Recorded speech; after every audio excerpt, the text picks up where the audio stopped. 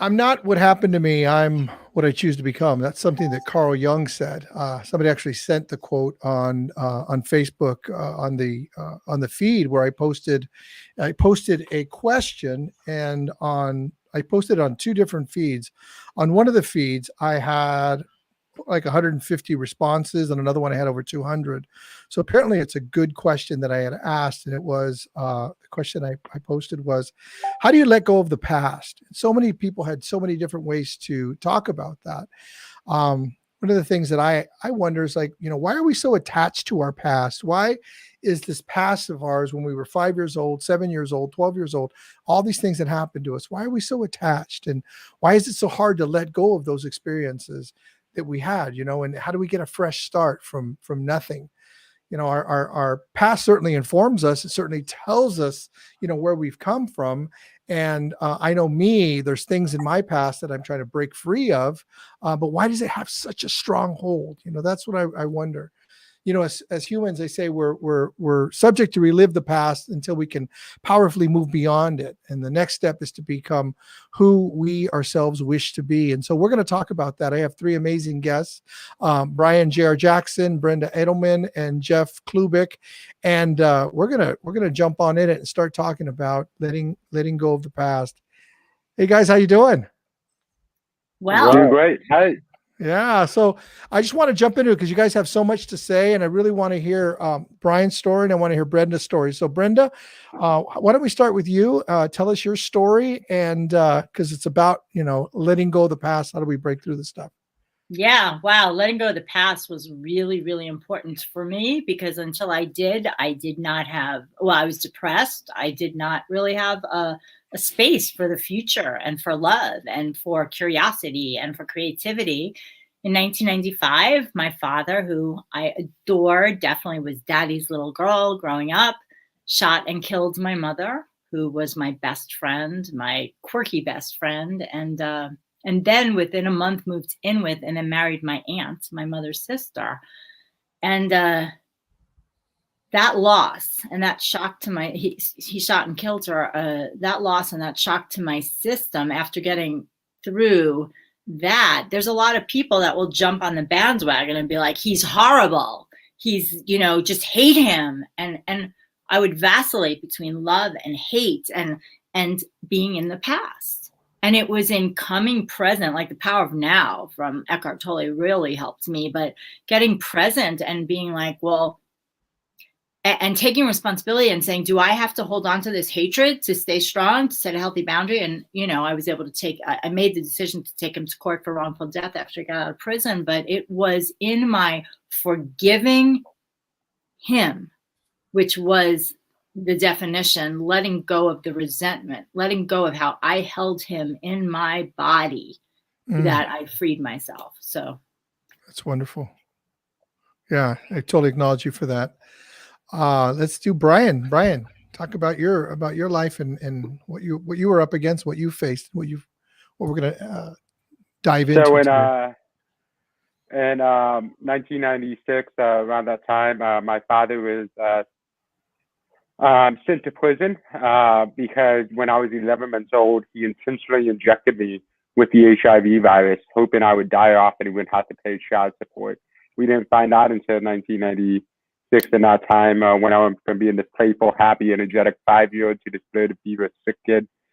That just sent me home from the hospital with only 5 months to live.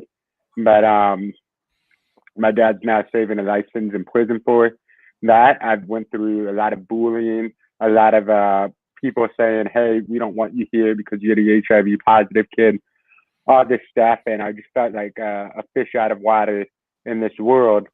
And at the age of 13, I just keep on hearing all these people who were like, you're worthless.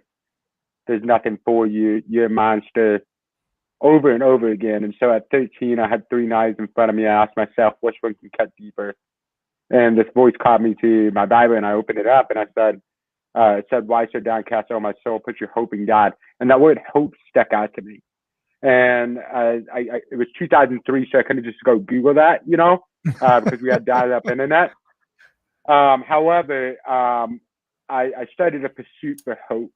And when I was in my pursuit of hope, I started shifting my mindset, and I started shifting how I perceive things.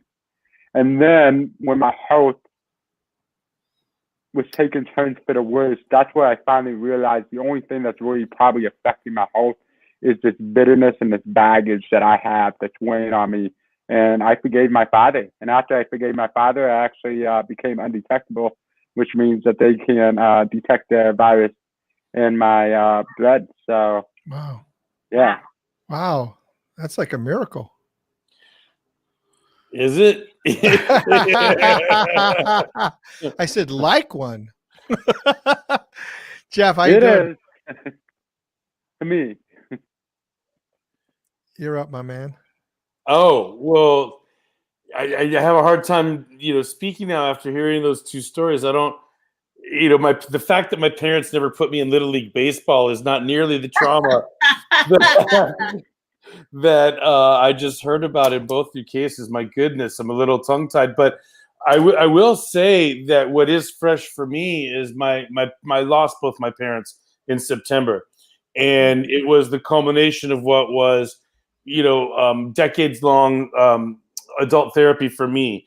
My parents, they love each other. They had a 54-year marriage, a codependency. But it wasn't until I left the house and went to school that I was able to look back and see what the lifestyle was compared to something different. And that's when I said, well, and then my dad had a heart attack in 2006, and we all got scared. What if we lose him? And I realized we haven't talked as a family. We haven't sat down and figured out, well, what do we do? How do I be a best son? Are there things in order? What's the story? And as it turns out, my mom and dad, they didn't have a lot of resources. They were terrified in and of, my mom especially terrified in and of her own right. And the response was, are you trying to run our life, Jeffrey? So the sense of abandonment where I'm trying to find out how to be a good son. And if are we prepared? And are we just going to stick our head in the sand and there's just going to be some trauma? Or can we put things in order? And in trying to break through and have these conversations, I got vilified for it, all the way up until, of course, where I had to make peace with that and fine, you guys do what you want to do. Just let me know. And ultimately, when they called, they couldn't take care of themselves anymore. Sure enough, all of the financial responsibility, all the decision making, their dishonesty with themselves and their doctors and not following doctors' orders and lifestyle catching up to them. And at the time I was going through, I had a lot of resentment. I'm like, see, I told you all these years, I was trying to tell you, right? But I had to shift meaning around that.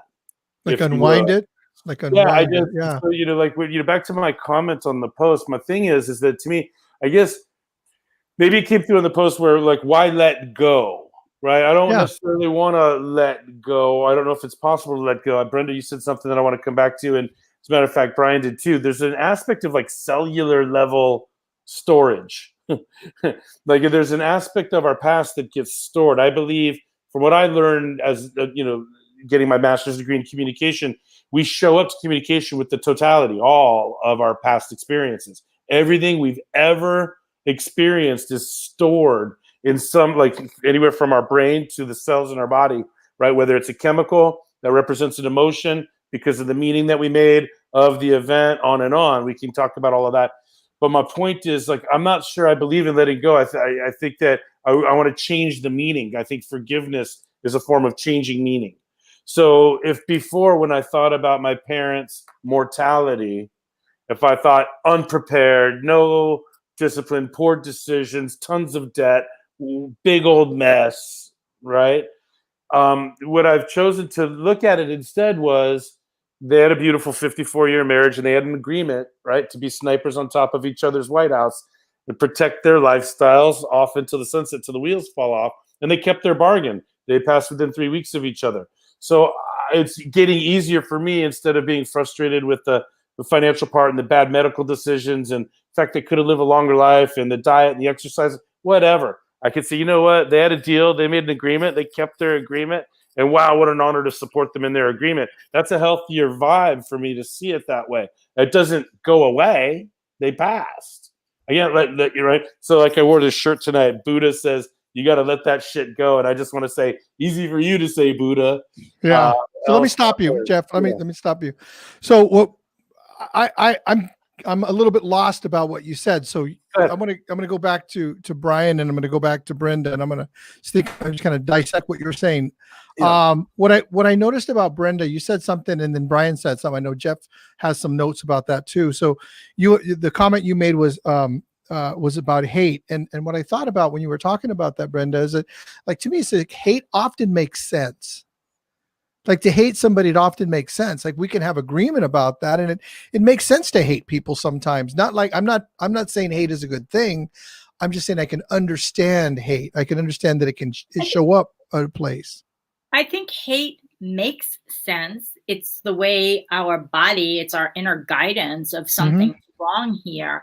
The problem is when you hold on to that hate. I mean, there's so many studies that it turns into, liver cancer. It turns into all kinds of, there's the physical manifestation, and then there's lack of intimacy with people. Because if I'm holding on to hate, that kind of reverberates out to me, and I'm attracting people at that level that are also hateful in some way. But that's at the conscious level. It requires a degree of consciousness to do that, because wouldn't you think? Yeah. Oh, well, when I was hating, I wasn't being very conscious. I was just reactive to everything. So it wasn't conscious at all. It was only in becoming conscious of my responsibility for my emotions that I wanted to move to the next level so that I could let it go. But I also don't think I don't say forget. I remember it, but in a way, I guess forget would work in. I want to forget the cell memory. It's like I've done many things with shamanic journeys, things like that. It was almost harder to get rid of the physical that was in my body of still that contraction.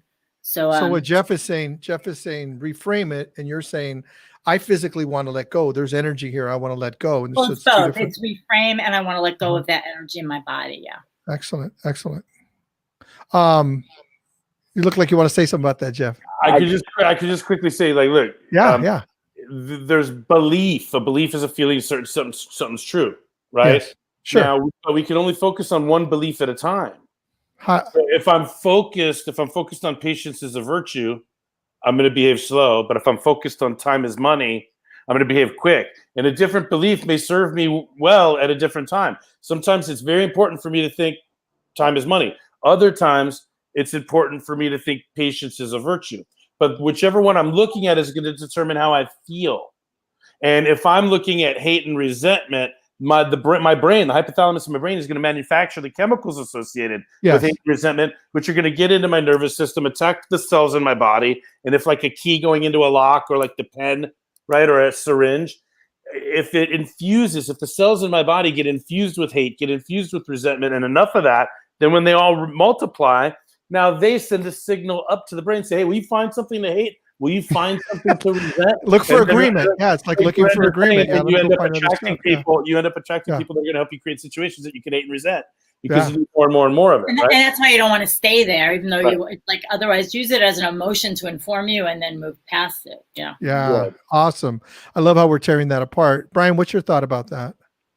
To me, I think that emotions, they're a very powerful tool. They're very great. Like, I think we all need to clarify our emotions sometimes, because we just don't do, and that's, what I help people. But what I'm getting at is that you can either have a reaction or you can take action.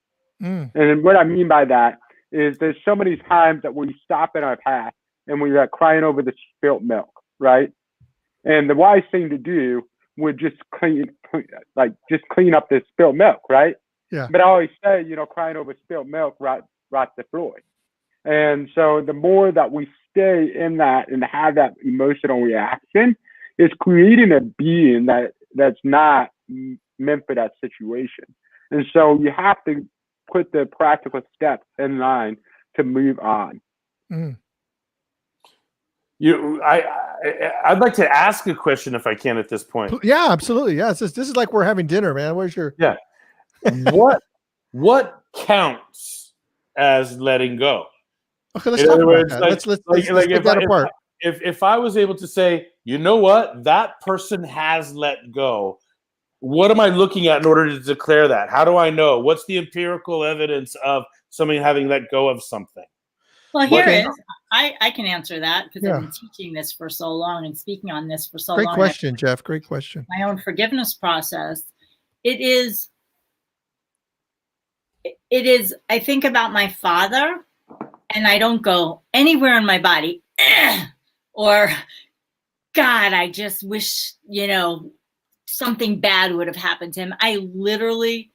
He has passed on, but I literally feel like I'm still open to any healing that comes forward, but I literally feel no bad energy at all. Negative emotion. So I feel, if anything, I wish I have compassion and I wish he could have made different decisions, but there's no energy on it. So it's the absence of negative emotion or the absence of negative energy It's beyond around that. a It's memory or a actually thought. positive. It's beyond neutral. It can't be neutral. It must. Okay. Yeah, I don't because know that it can't be neutral. I would say that it could be neutral, but it might shift. well, the reason I I you think want it's neutral. let me just say one thing is Yeah. that my aunt, I had a harder time forgiving my aunt that married him because I didn't have, for me, it was that I didn't have that love connection. And I thought I was neutral, but I wasn't. It was only after I decided to wish her well that I realized it was one step beyond neutral. It was that I was free. Like literally when that happened, I just had my neck relaxed. It was like a big breath. And it only came after finding out she died. And I was like, whatever, like that was neutral. I thought I was neutral. And then I had this vision of my mother coming to me and welcoming her sister to the other side, just loving her. And I was like, wow, I knew mentally I should let go of it. And yet this whole time, 20 years, it took me to get that I did not have to hold on to this anger. That's what I love it. So ask the question again, Jeff, because I think it was a great question.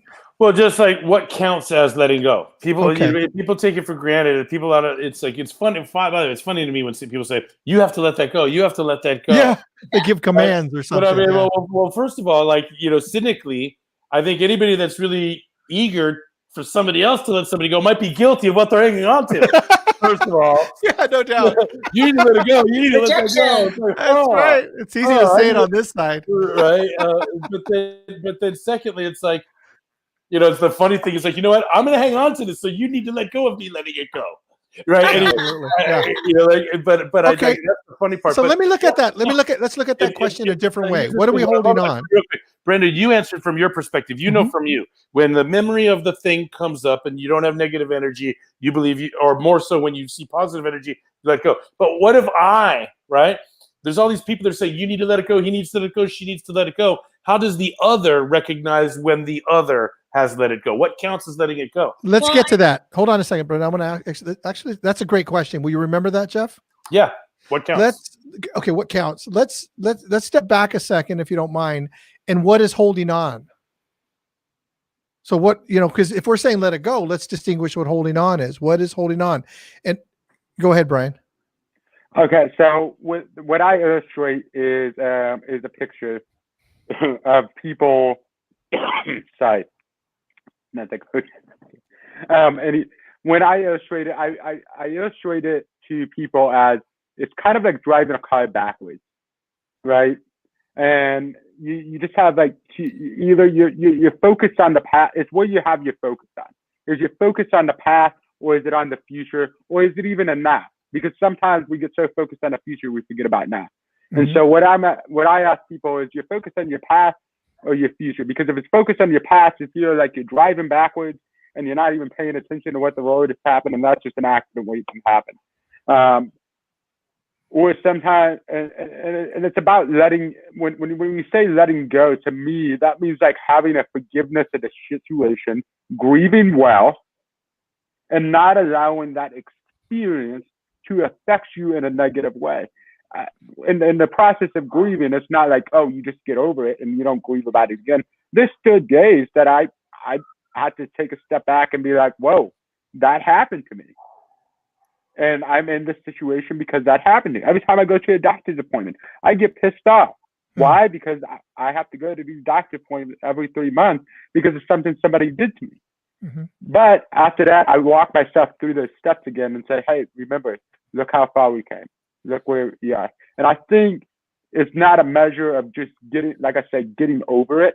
It's a measure of how far away from that situation have you came to where it doesn't internally affect you anymore? And there may be some external factors that affect you.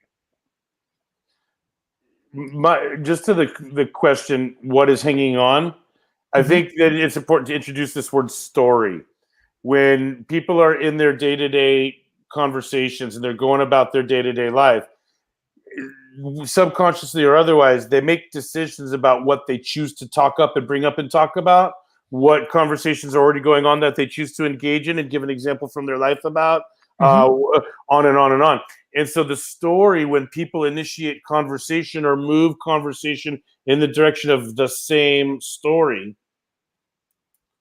and in other words, like, why are you talking about that? Why are you bringing it up? Why are you choosing to believe that right now? Like, in other words, that story that people can tell about what happened to them, once you are in that story for 10 to 15 seconds, the hypothalamus creates the emotion that you're addicted to. So I think one is story, and two is emotional addiction. That when we can't stop, when we can't tell a new story, when we can't stop ourselves from telling the old story, addiction is something you can't stop. And so if we're continually telling the story, going back to the same old story, seeing life in a way that has us tell the same story, right? Maybe different circumstances, but same plot. I'm a victim because of this. And we're feeding ourselves the emotion that we're addicted to, that we got addicted to, at the early age. And so, Brryan, when you walk into the doctor's office and you're triggered right away, you've got all of these steps in place to not take the bait on the initial first responder reaction, but you've got a process where you'll choose what to focus on that keeps you in a positive state of mind. But that cellular level craving to get that emotion of anger, resentment, abandonment, victimization, whatever it is, it's hard to, how do you know when that's left the body? But we're talking about, we're hanging on when we tell the same story. Or when that's one way of hanging on. Okay. Yeah. So one way of hanging on is telling a story. That's Can one I say way. One thing? But there's nothing wrong with telling a story, though. Yeah. What? No, the same story over and over, that doesn't serve you good, that wastes your time for the other things you can do. Because it's how you tell the story now. Right. Because what if you have the witness there and you're telling the story with your witness there as well? So then you're able to tell the story from a place where you can help people and you're up leveling versus staying victimized. And there's a big difference. Yeah. And what you're up to, like, are you up to staying a victim? Are you up to getting past it? Like, what is your intention in the story? I think that also there's so many different dynamics that come to play. Why am I doing what I'm doing? Like, I'm saying this because I want sympathy, empathy. I want someone to feel sorry for me. That's just one dynamic, and people do that. And there's another dynamic where actual things happened, and those things are tragic things that happen. And I'm still hurt by some of those things. And then there's other things that aren't so tragic, but from my perspective, it was like, oh my God, that was terrible. That just changed my life. And I think that we have different versions of those. And, when I talked to Brryan, this weekend, I was just like, Brryan, your story is too huge to not talk about this. And like, we're 20 something minutes into it. And the reason I wanted to talk about it was because we're going into the holiday season. We're going into Thanksgiving. We're going into Christmas. We're going into the family time where so much, for so many people, there's so much challenge, there's so much hurt, there's so much pain that's out there. And so how do we let go of that? But I think it's like, we got to figure out what we're holding on to before we can figure out what we're letting go of. So what's holding on? What is holding on? Jeff's version of that, it seemed to me like, was emotional addiction. Emotional addiction. Okay. What would your version of holding on be, Brenda? How would you define that? Holding on is feeling like you need to be right, or that anyone else should be any different than they are. Why? Who am I to say anyone should be different than they are? That's awesome. That's awesome. How about you, Brryan? What would holding on be? I identify it as bitterness, baggage, or my favorite way to put it is too much junk in the trunk. Yeah. And my version of holding on is, I just want to stay mad at you. It's kind of like that. It's a childish, I think I would, for lack of a better word, it's a childish way. And now that we're adults, we can talk about it and create some separation, But it's a form of self-protection, but that hasn't grown up to realize that you are the one that can protect yourself or open yourself up, or setting healthy boundaries. It's comfort zone, autobiographical perspective, right? It's like from one of the, in other words, it's a lack of critical thinking. Well, it is. Right. So in other words, like, here's the first thing that came along. I'm upset about this. And we just accept that. And then that gets locked in and frozen. And we don't think critically later on and ask questions like, how else could I feel about this? What other meaning could this have? We've just decided that this is what happened. And then we get locked in. And whether we call it stubborn or a frozen evaluation, when we're failing to ask questions and reconsider the original meaning we arrived at, that's a problem. That's hanging on. So the hanging on is that the original meaning doesn't show up as a meaning. It shows up as truth or reality. It shows up as an is life. This is the way it is. One of the things I love about your show, the truly curious person is less likely to hang on. Yeah.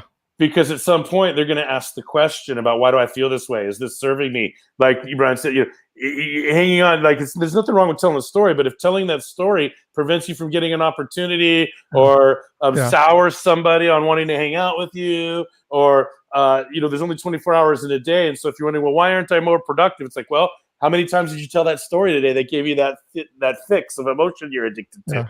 So how many times did you go through that emotion, even if you didn't say it? Right. How many times did you experience it yourself? Yeah. Yeah.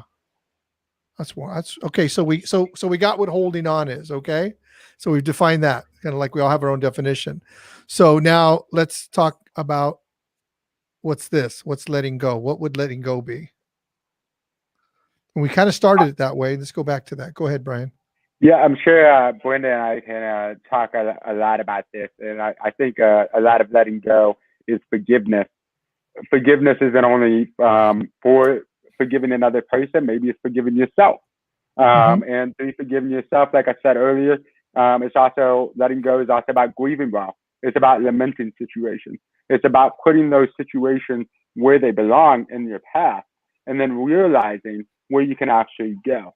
And the best thing that I can say about forgiveness is, one, the other person doesn't really deserve your forgiveness, and forgiveness is more about you allowing and defining that situation and moving on, and has less to do about them.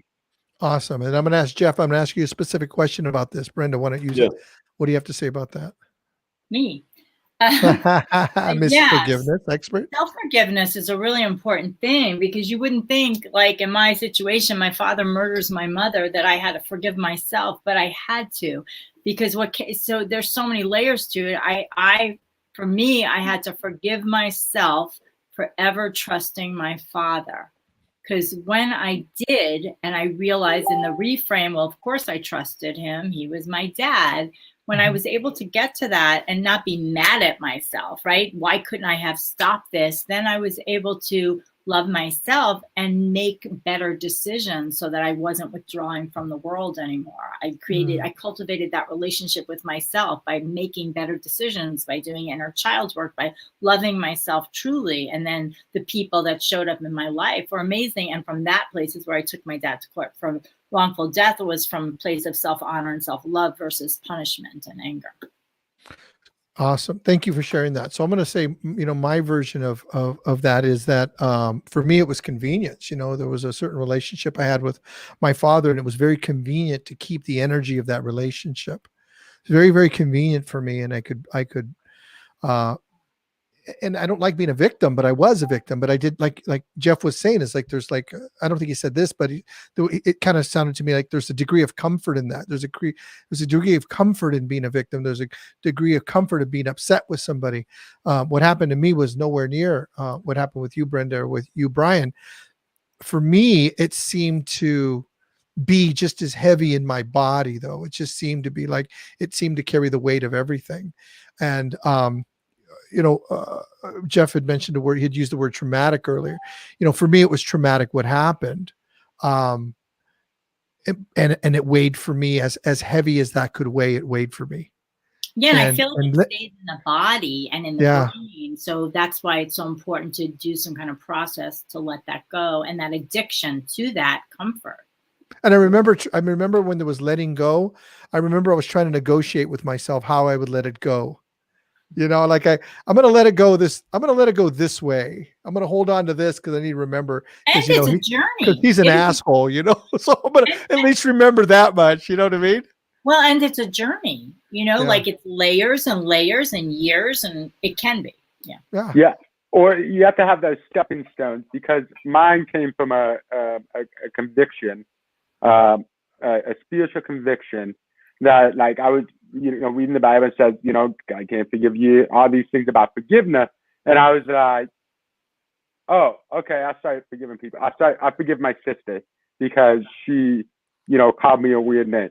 I'll forgive those kids at school. And it was just layers upon layers. Like, once you forgive the littlest thing, you can start conquering the mountains that you actually need forgiveness in. And so I like the idea of layers, like personal layers, but it's also personal stepping stones to the direction you need to go. I love it. I love it. So, and I hear, like, Jeff, like, your thing was that you didn't get to play baseball. That's kind of like mine. I didn't sign me up for Pop Warner. So, there's things like that, but that stuff really bothered me and it really weighed heavy. I like your way of looking at it, because Jeff, to me, seems like when you're ready to deal with this, come talk to me, because we're just gonna, we're gonna tear this up and move forward. Well, in my practice, I do coaching, and part of that is accountability. And a lot of people talk about accountability and have a misunderstanding, but what are we really holding people accountable to, right?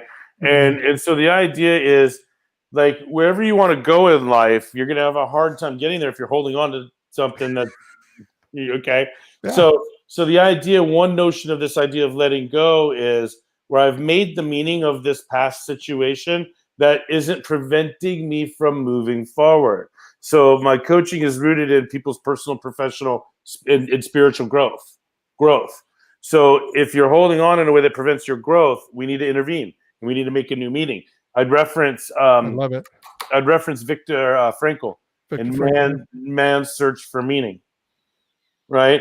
And Azim Khamisa, whose son was shot. If you, Brenda, are you nodding? You must know who Azim Khamisa. Yeah, I've been on panels with his organization. Yeah. So I defer to your expertise in that regard, right?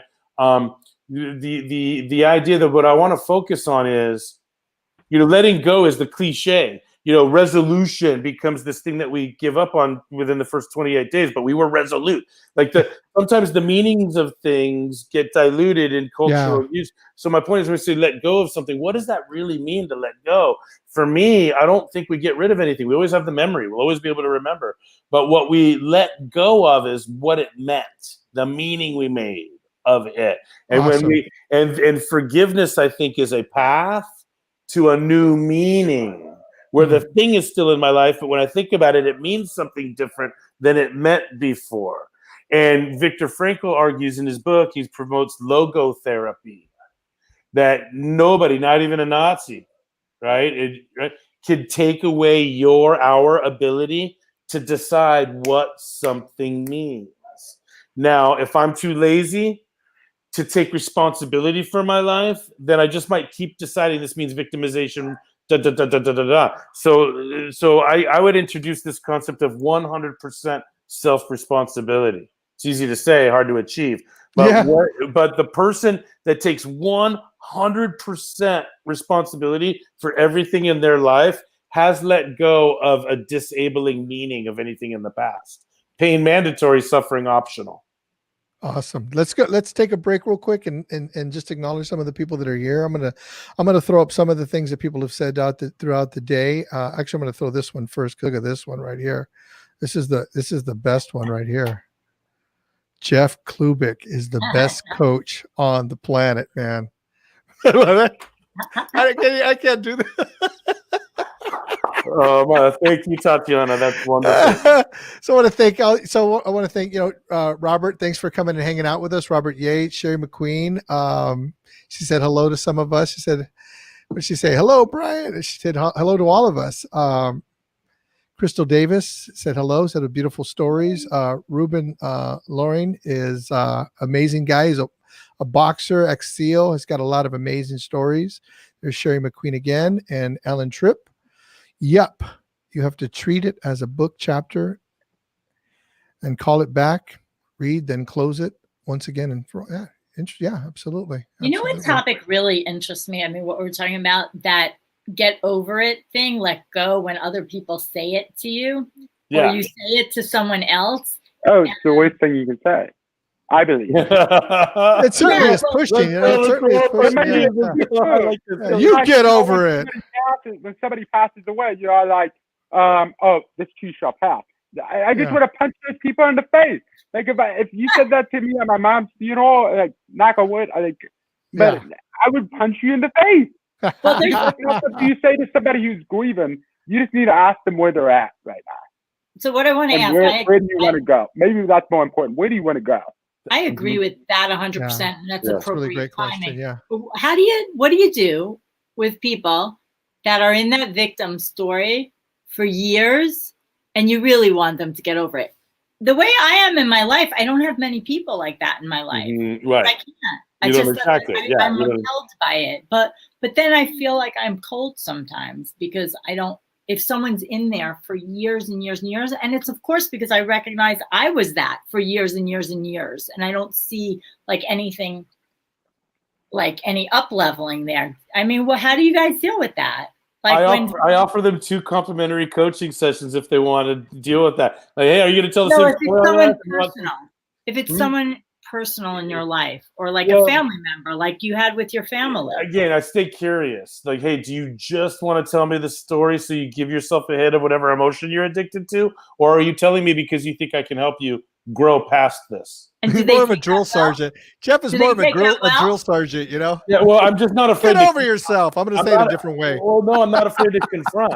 I'm not going to say get over yourself. I'm going to ask, are you sharing this with me because you want me to be a committed listener for the length of time it takes you to be in this story to get the emotion you're addicted to?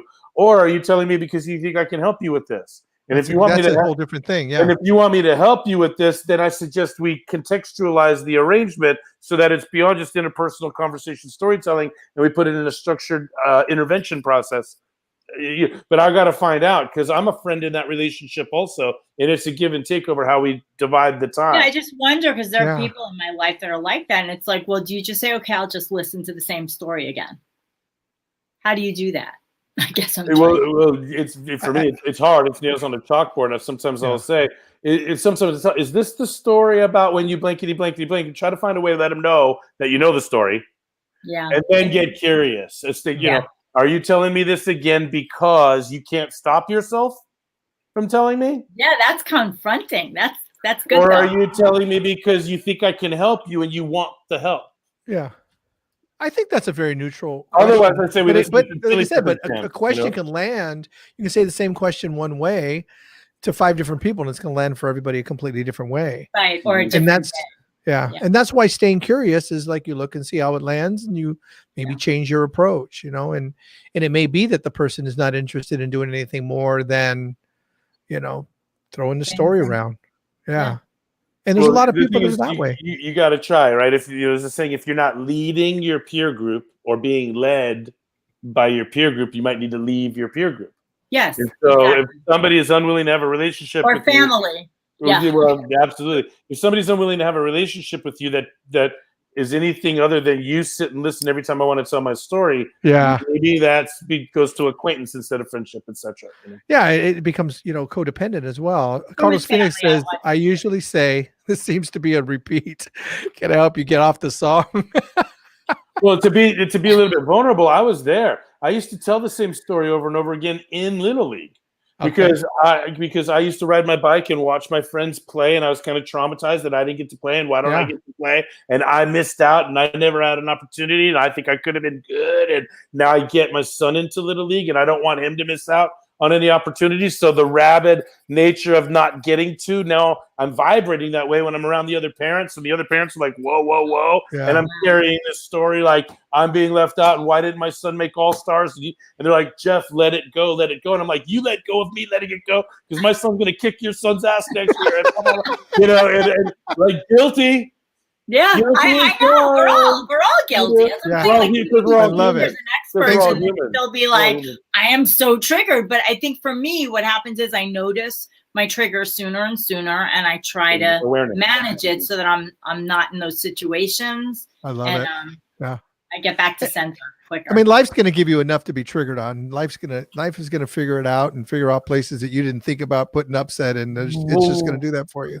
That's what's beautiful. Brenda, can I elaborate on what you just said for a second, please? Like you said, you recognize it sooner and you get back to who you want to be quicker, right? Mm-hmm. Yeah. So, Martine, you've heard of mind like water. When a rock is thrown into water, how does it react? It splashes, but it doesn't undersplash and it doesn't oversplash. The splash is proportional to the force and mass. So we are hanging on to something when we either don't react enough or react too much, because then there's some meaning making of it that's forcing us out of a proportional amount of responsibility for it.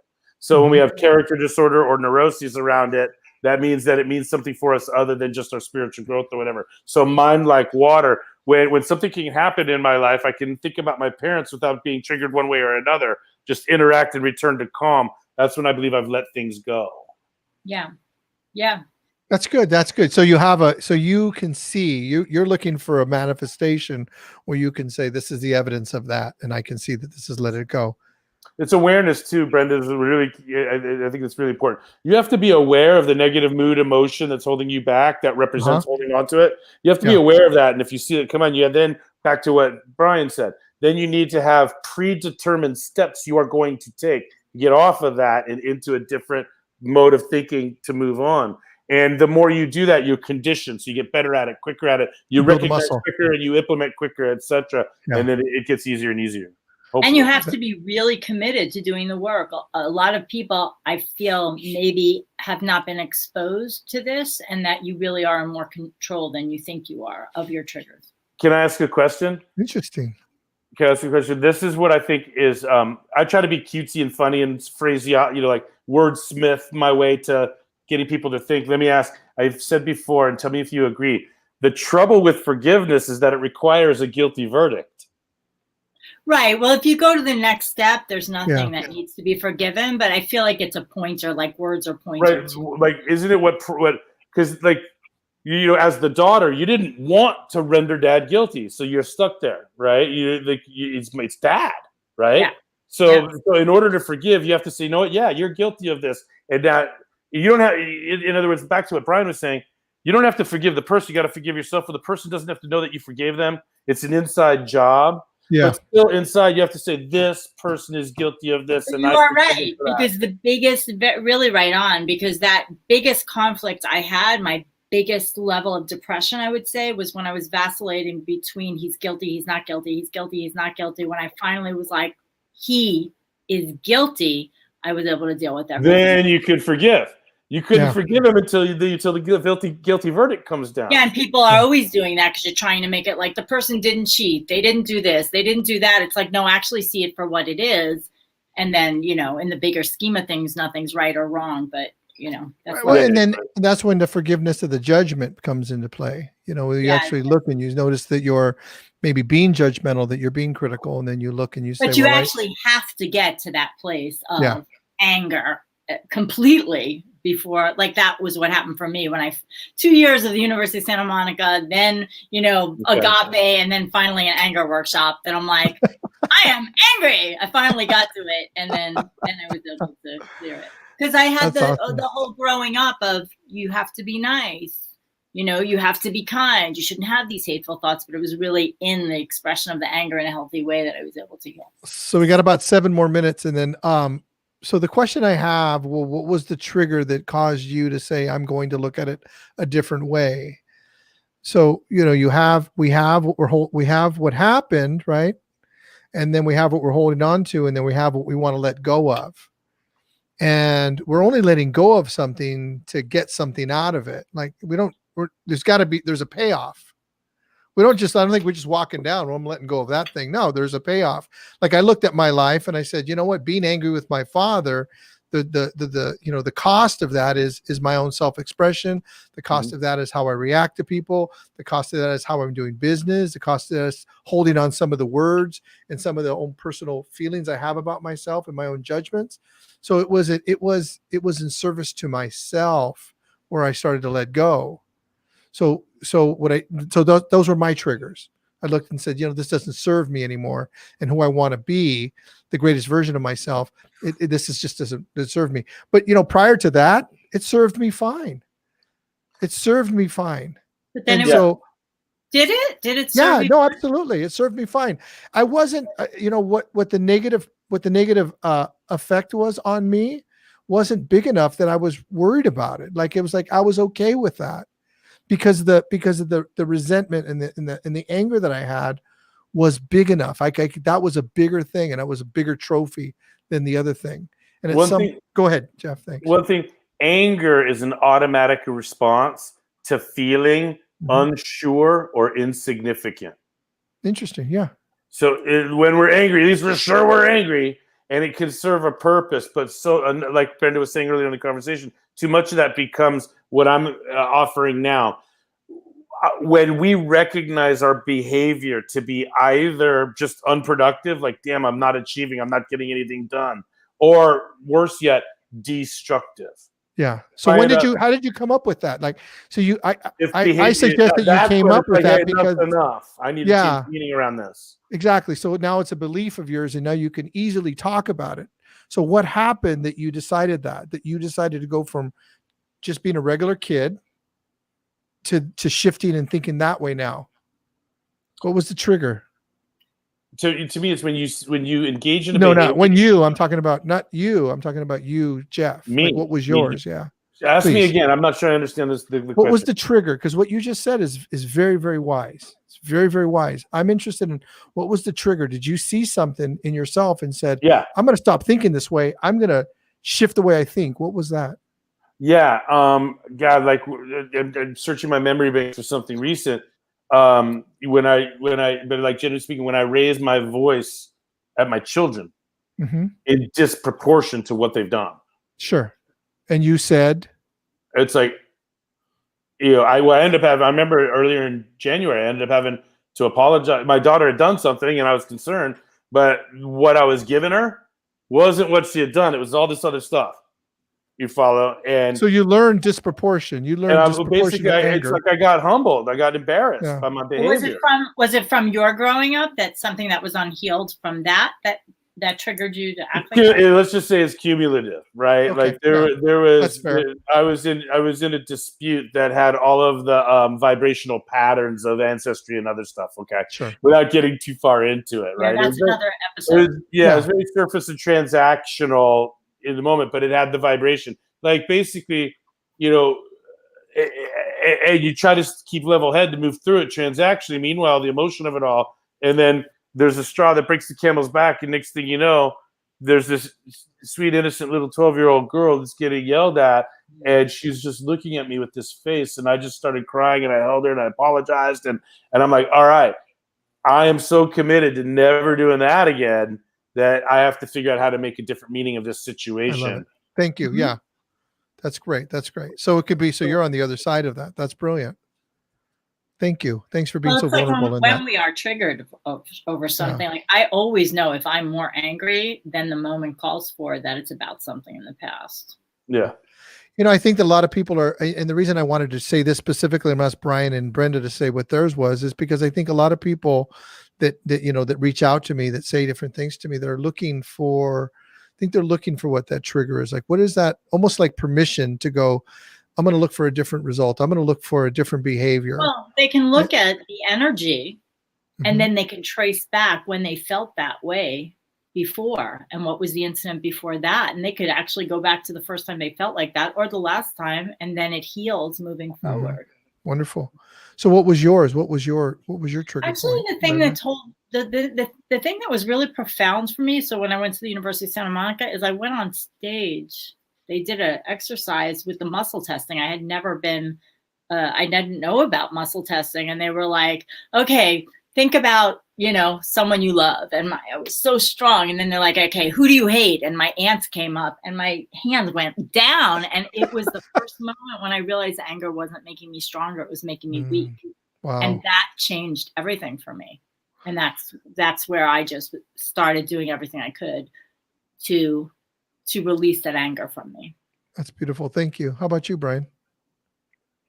So what I'm sitting here thinking about is that it just wasn't forgiveness that came along, right?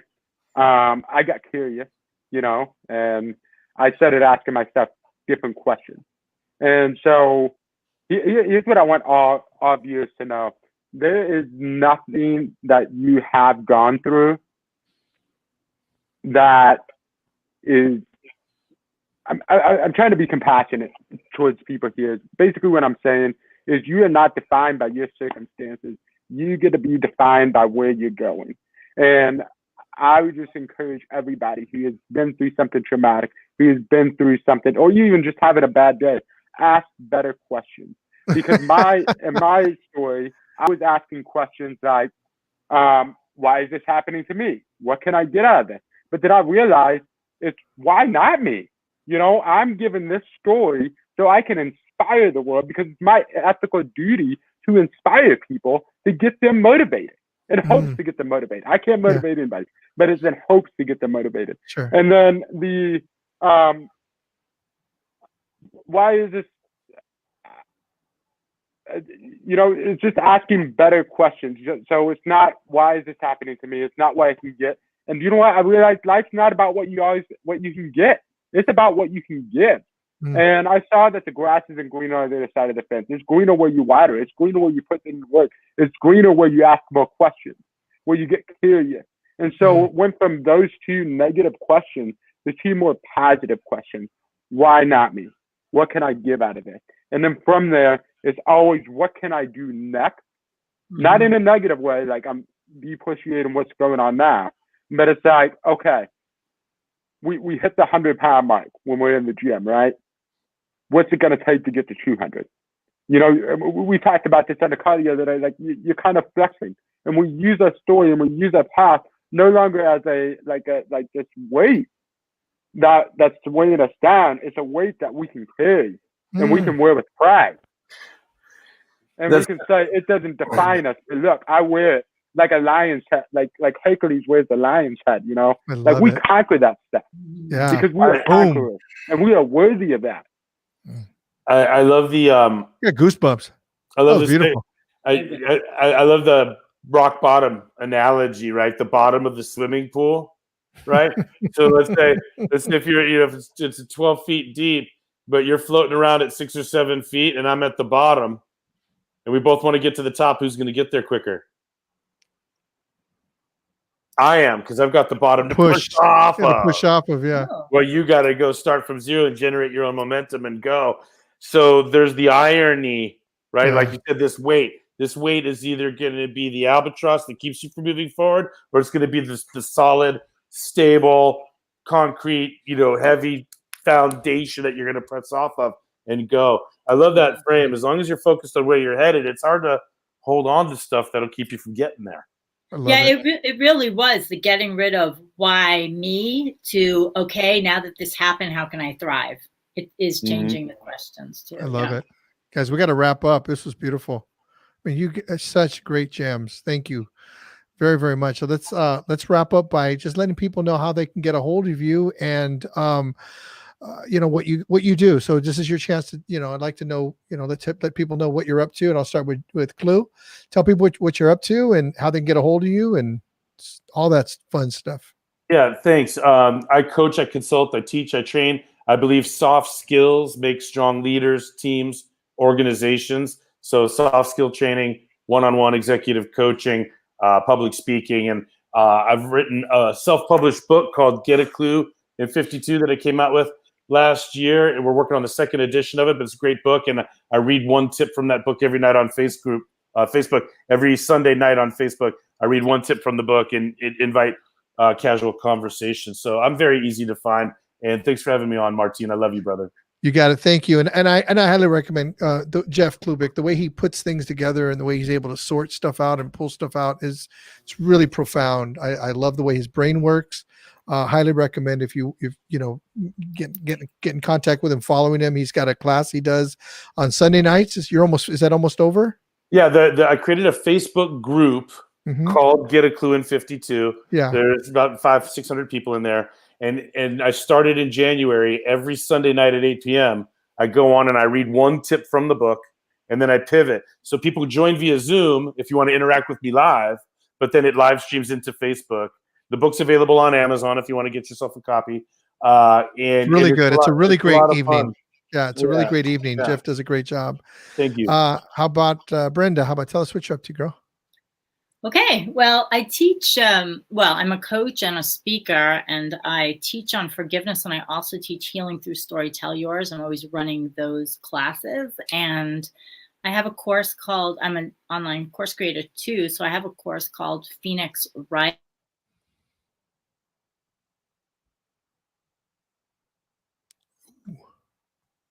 Oh, I may have gone out. Did you hear You're me good at now. all? You're good. No, we can hear you right now. You can definitely hear me. The Phoenix Rising. We got the Phoenix Rising now. Great. That is a 30-day digital training, which is forgiving your mother, forgiving your father, forgiving God, forgiving yourself. A training a day that I've done live several times. Now it's available as a digital training. That's awesome. And Brenda's amazing. She helps people with acting, with being present on lives, as well as so many other things. Definitely get a hold of Brenda. She's absolutely amazing. Thanks. My brother, my newest best friend there. How you doing, man? Tell us what you're up to. I'm doing great. Sorry. I'm a motivational speaker and a life coach. Like I said, I can't really motivate you, but I just throw that in there because it's a fancy title. And anyway, you can find me on Facebook, Instagram, all that, or you can visit my website, Brryan, BRRYAN Jackson, JACKSON. I would love to hear your story. And my goal is for the speaking side, I ask a question of who do you dare to become, but I've taken that to my coaching practice, and I've asked the same thing from people, but I go even more deeper, and I ask, what is the legacy that you want to leave behind, and how can we get you there today? I love it. By letting go of the past and building something today. And awesome. The legacy. That's great. So final words. How about we go Brenda, we go Brryan, and then we go with Clue. Final words. What did you pull out of this, out of today, and how would you kind of summarize it in your own words? What's coming forward for me is just that so much is about self-forgiveness, and that's the good news. You can make really self-honoring decisions, let go, set healthy boundaries when you love yourself. That's beautiful. Brryan. I just want to remind people there's steps and there's a process. And the more everything seems to be up in the clouds, it seems out of reach. But if we provide stepping stones, we can get to where we want to be. And each stepping stone is going to have to be a process that we go through in life. It may hurt a little bit, but it's not to harm us, and it's going to make us be better. And it's going to help us view the world better than when we found it. And so each day, every day, work on one thing that gets you towards that person you want to become. And remember to forgive yourself, forgive others, lament, and grieve well. Just grieve well. Wonderful. Clue. Yeah, I like the whole idea of, to be silly about it. I bet all these people that are hanging on to stuff haven't set goals. Probably true to that. I'm a big, set goals the way that you would in a coaching relationship. Like, hey, what are you really committed to? What do you really want to achieve? And now is this story that you're telling helping you achieve that or not?